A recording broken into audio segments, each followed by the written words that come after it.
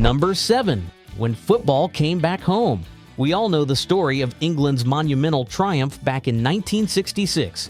Geoff Hurst thumped in the winner in Wembley, and the whole nation erupted as football finally came back home. Understandably, the men that contributed to this triumph have been immortalized in the pantheon of English football, with the likes of Bobby Charlton and Geoff Hurst getting knighted for their accomplishments when the stakes were at their highest.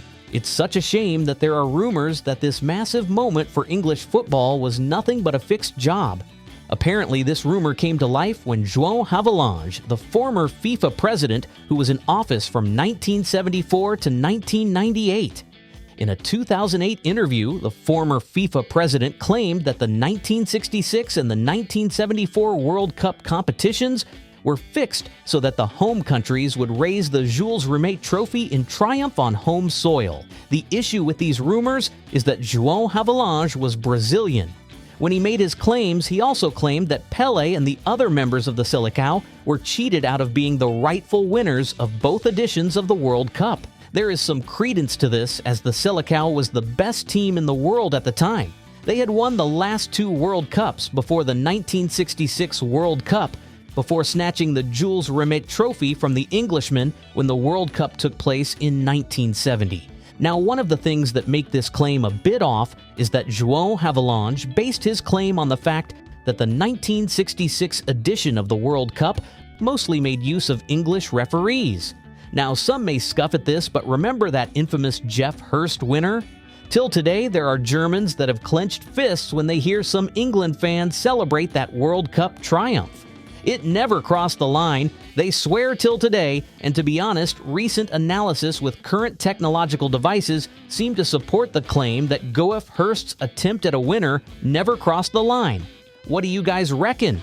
Is João Havelange's claim believable? Please let us know in the comment section. Number 6. The Disgraced Knight. As if it wasn't bad enough that João Havelange claimed that England stole the World Cup from Germany, it got even worse when one of their World Cup winning heroes was accused of theft a few years later. The crazy scenes of this crazy event were set in 1970 when the England national team traveled to Colombia to take part in a friendly game against the national team. All the England national team wanted to do was warm up for the defense of their title as world champions in Mexico sometime later, but they would get a lot more than they bargained for when Sir Bobby Moore was accused of stealing a bracelet from a jewelry store. What an unbelievable nightmare. Before Moore knew what was going on, he realized that there were a pair of handcuffs restraining him. You could imagine how frightened he was when he also realized that he could be locked up in some Colombian jail cell for God knows how long. Fortunately for him, he was able to get some help from the British Embassy. The 2 countries settled the matter, and Moore was just happy to find that the case of theft against him was dropped due to a supposed lack of evidence. That said, that doesn't mean that this wasn't an embarrassing event for the England national team and the entire country as a whole. Sir Bobby Moore certainly needed a moment or two for him and his reputation to recover from such an ugly event. Fortunately, he was able to shrug this off to become one of the respectable icons in football history. Number 5. Wenger's Intergalactic Scouting Network. Thinking back to the late 90s and the late 2000s, we simply cannot think of the Premier League without thinking about Arsenal Wenger.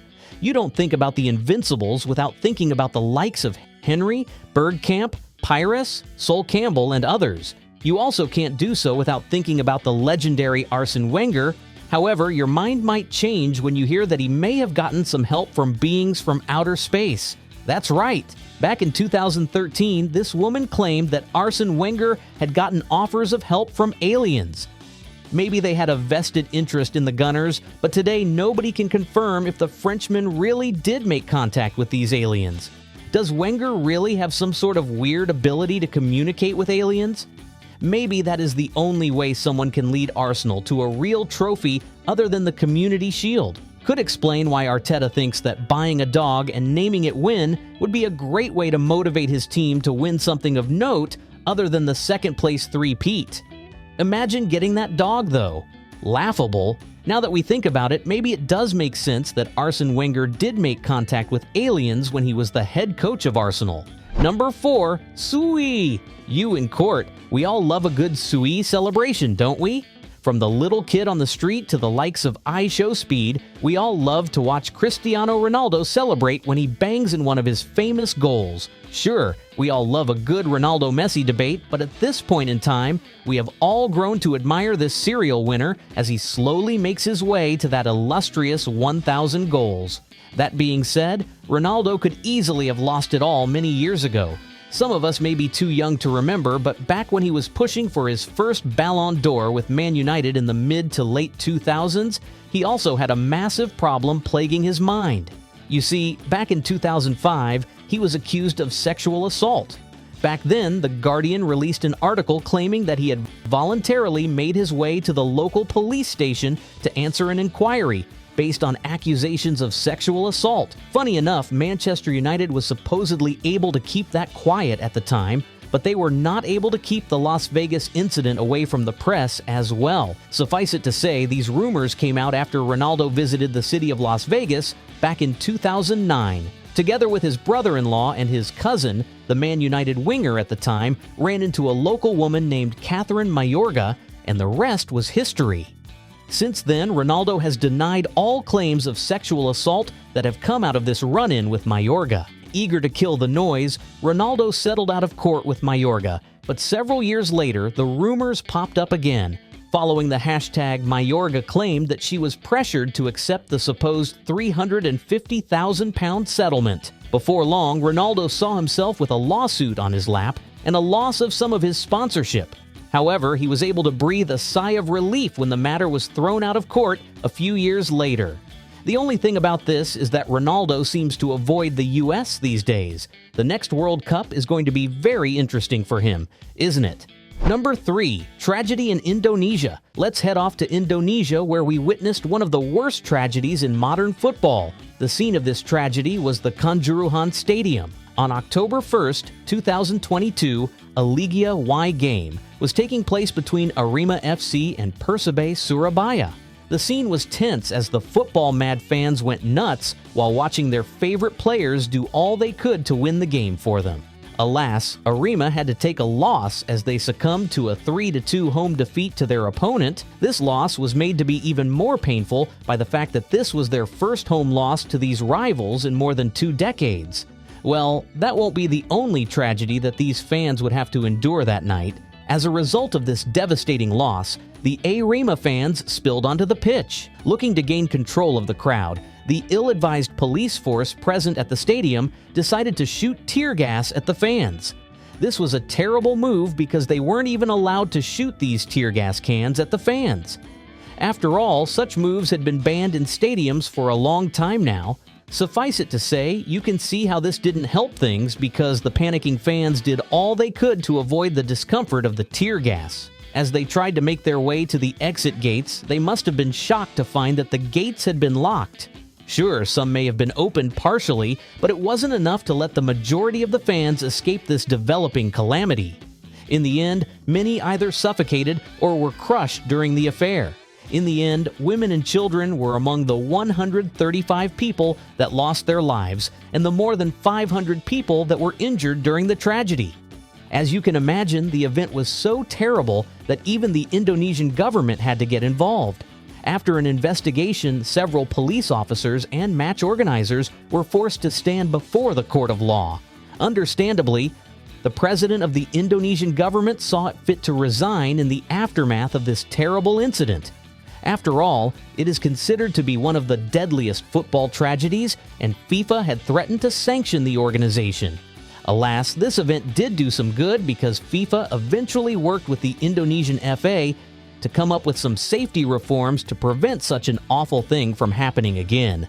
Number 2. Cruyff's World Cup turn. Many who love football ideologies such as tiki-taka and total football cannot claim to do so without paying homage to Johan Cruyff. The Dutch, Ajax, and Barcelona legend not only innovated his own moves, but he also pioneered a style of football that has helped teams dominate the state of football even till this day. That said, there are few who know that this may not have come to pass. In fact, due to certain events, Cruyff made moves to miss out on the 1978 World Cup. These events center around the time he and his family were kidnapped, supposedly in the name of football.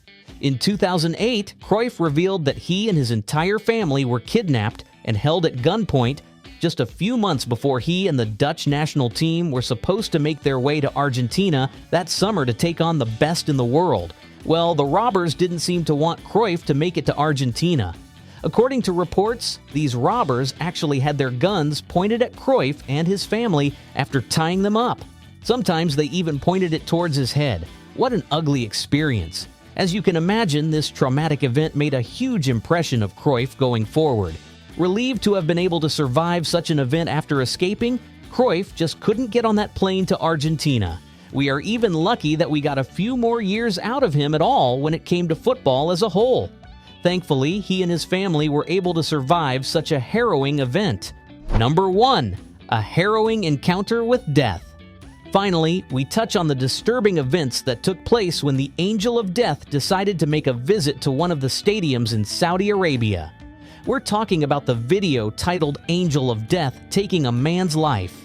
We may have seen this clip doing the rounds on YouTube back in the day. When you watch the video, you'd see a man who goes by Abdul Rahman al-Shoaibi appearing as though he is dragged across the pitch in a dramatic manner by some unseen force. We can see how the description of Angel of Death came into play because after his dramatic movements, it looked as though Abdul Rahman al-Shoaibi gave up the ghost. That said, perhaps some background information will help clear things up when it comes to the strange events that took place in this video. First off, in this video, Abdul Rahman al-Shoaibi was representing Hajar in a game against Al Raid. The game took place back on October 20th, 2005, and things seemed to go well, that is, until Abdul Rahman al-Shoaibi had to endure a kick to the neck. As you can imagine, that could cause all sorts of strange reactions, one of which was the seizure that was mistaken to be the grasp of death in that now infamous video. As such, not only can we see that Abdul Rahman al-Shoaibi was only suffering from a seizure, he also survived the traumatic incident. So much so that in the next game, he actually recovered well enough to pop in a brace for his team. Such an unusual event, but that is what you must come to expect when you take a look at some of the events that are too dark for TV.